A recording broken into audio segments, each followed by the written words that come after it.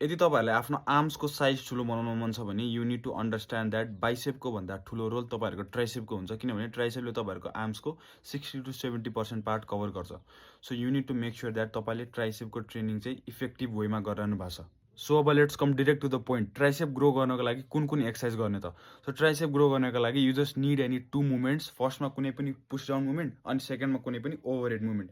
यो दुईवटा मुभमेन्ट तपाईँको वर्कआउटमा इन्क्लुड छ भने तपाईँले आफ्नो ट्राइसेप डेफिनेटली ग्रो गर्नुहुन्छ, इफ तपाईँले यो एक्सर्साइज राम्रो टेक्निक अप्लाई गरेर पर्फर्म गर्नुभयो भने मात्र।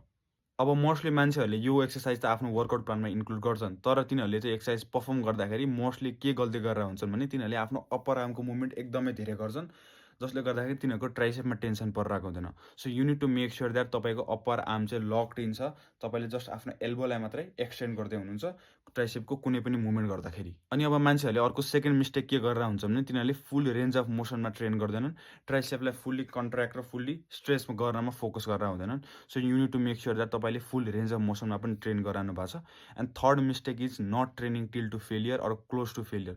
सो कुनै पनि एक्सर्साइजमा you need to go till to failure है, if you want better gains.